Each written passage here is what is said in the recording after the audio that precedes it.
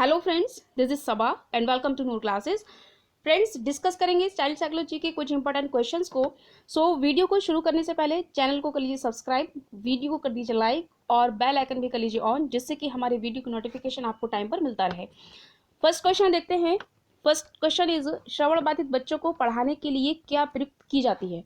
ठीक है, क्या वो ब्रेल लिपि है या फिर सांकेतिक भाषा है या कोई यंत्र हम यूज करके ऐसे बच्चों को पढ़ा सकते हैं, या फिर ये सभी विधियां हम यूज करके श्रवण बाधित बच्चों को पढ़ा सकते हैं?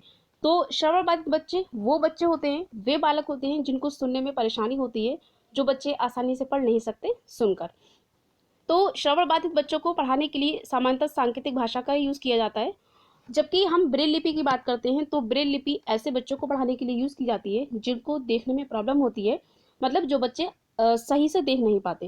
नेक्स्ट क्वेश्चन की तरफ चलते हैं। नेक्स्ट क्वेश्चन इज, बालक का विकास परिणाम है, मतलब बालक का विकास डेवलपमेंट किस तरीके से होता है?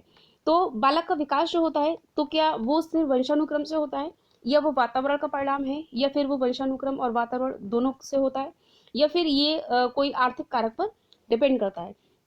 तो बालक का विकास जो होता है वो मेनली डिपेंड करता है उसके वंशानुक्रम पर और उसके वातावरण पर। ओके, उसका कैसा वंशानुक्रम है और उसका एनवायरमेंट किस तरीके का है।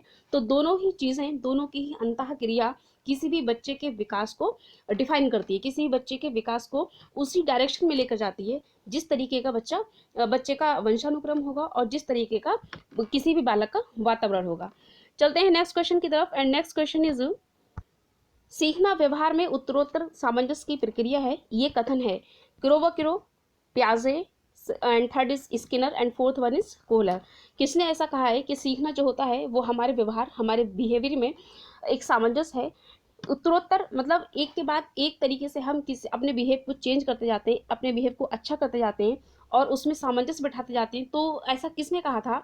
तो ऐसा कहा था स्किनर साहब ने, और स्किनर साहब ने ये बताया कि सीखना जो होता है व्यवहार में उत्तरोत्तर सामंजस्य की प्रक्रिया होती है। और स्किनर जी ने ही अधिगम के लिए हमें एक सिद्धांत दिया था जिसको हम कहते हैं क्रिया प्रसूत का सिद्धांत। ठीक है, तो इस सिद्धांत को इन्होंने दिया स्किनर ने, और उन्होंने ये बताया कि सीखना जो होता है वो कुछ नहीं है, सिर्फ और सिर्फ हमारा जो उत्तरोत्तर सामंजस्य होता है वही सीखना कहलाता है। ठीक है, व्यवहार में हम किस तरीके से अपने सामंजस्य बैठा पाते हैं वही है सीखना। नेक्स्ट क्वेश्चन की तरफ चलते हैं। नेक्स्ट क्वेश्चन इज, शारीरिक वृद्धि और विकास को कहते हैं वृद्धि और विकास। फर्स्ट थिंग इज कि वृद्धि क्या है और विकास क्या है, दोनों में ही बहुत बड़ा डिफरेंस होता है वृद्धि और विकास में। ओके, वृद्धि जो होती है जनरली क्या होता है कि हमें दिखती है, हम इसको मेजर कर सकते हैं, हम इसको माप सकते हैं।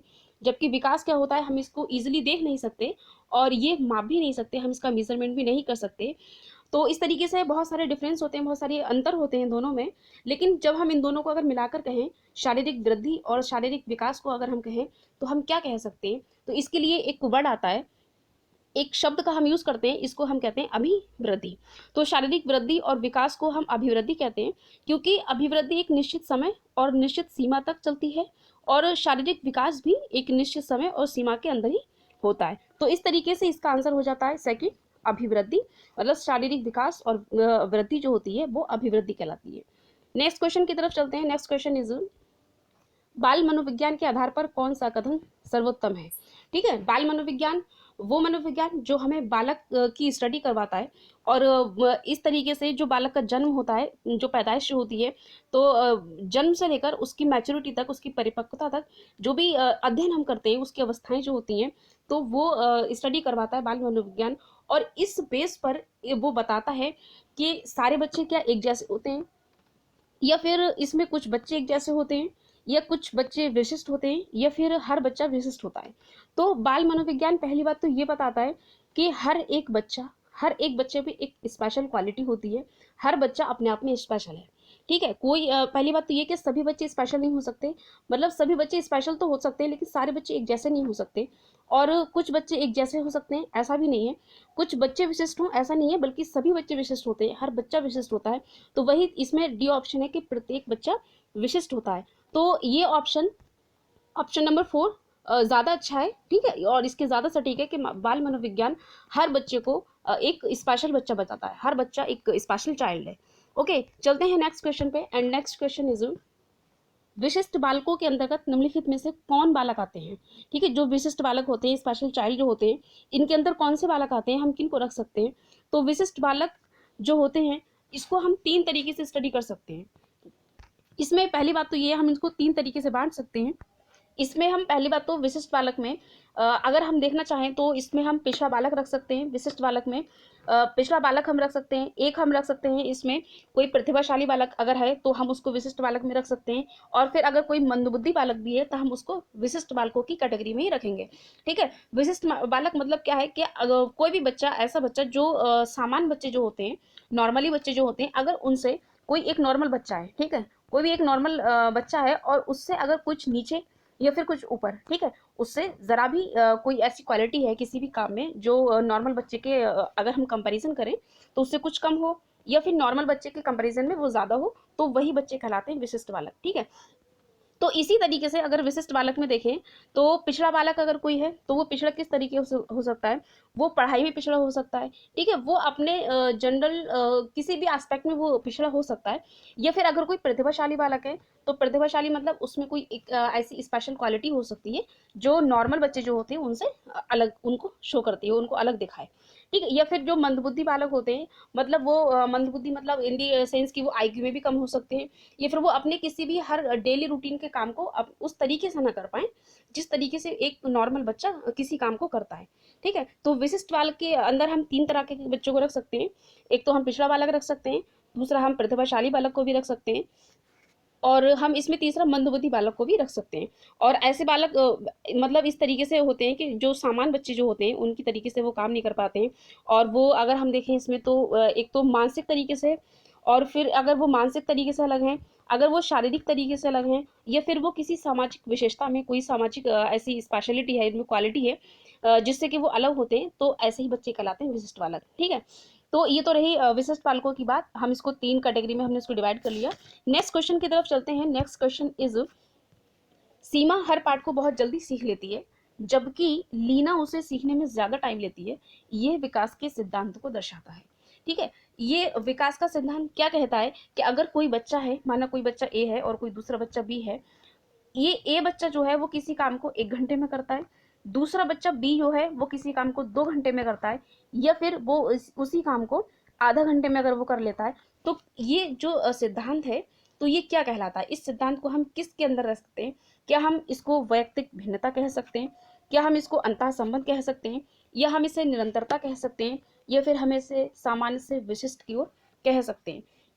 तो ऐसे बालक, पहली बात तो ये है कि अगर कोई बच्चे हैं, कोई एक काम को जल्दी कर लेता है और दूसरा बच्चा जो है वो उसी काम को जल्दी या फिर देर में कर लेता है, तो ऐसे बच्चे आते हैं व्यक्तिगत भिन्नता के अंदर। ठीक है, ये उनकी खुद की अपनी भिन्नता है, उनकी अपनी जो डिफरेंस है दोनों बच्चों में, तो इसको हम कहते हैं व्यक्तिगत भिन्नता।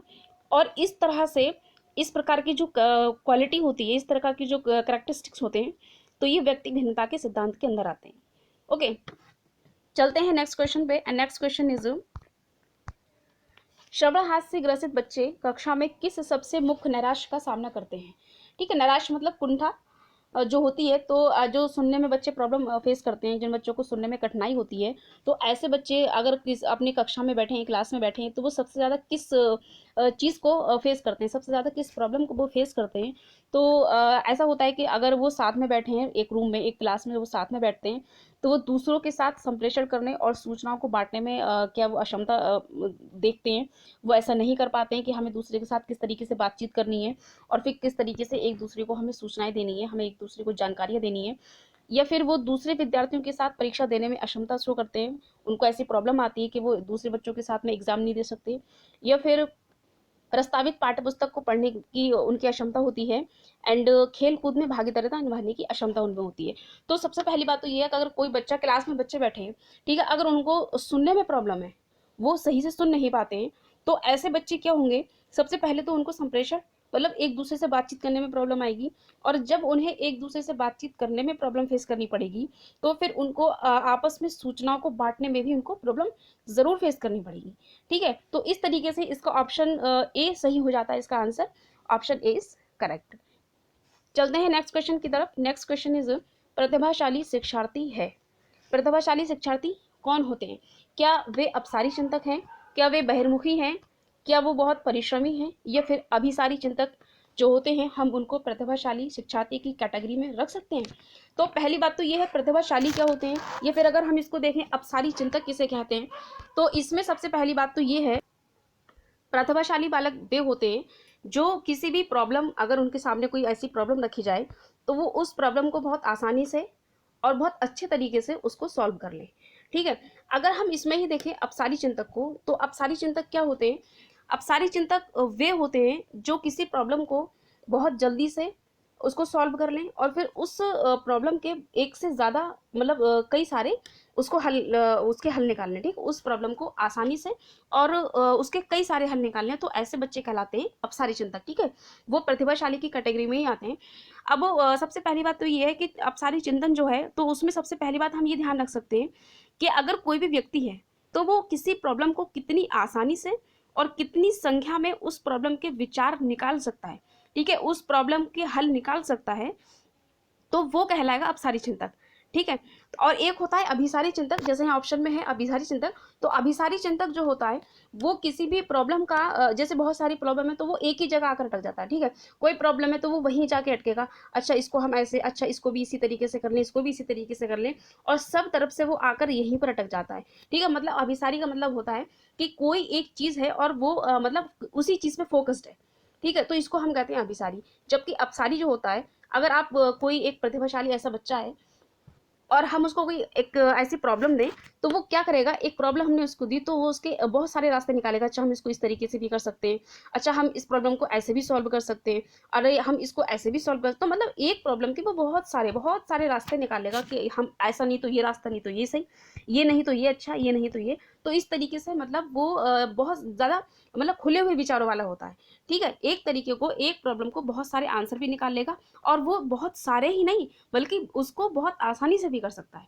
ठीक है, तो वही बात है कि अगर कोई व्यक्ति किसी भी प्रॉब्लम को जो है कितनी आसानी से और कितनी संख्या में उसके विचार निकाल ले, तो ये कहलाता है अपसारी चिंतक। ठीक है, और सबसे बड़ी बात ये है कि जो अपसारी चिंतक होता है, अपसारी चिंतन जो है वो हमेशा डिपेंड करता है नम्रता पर।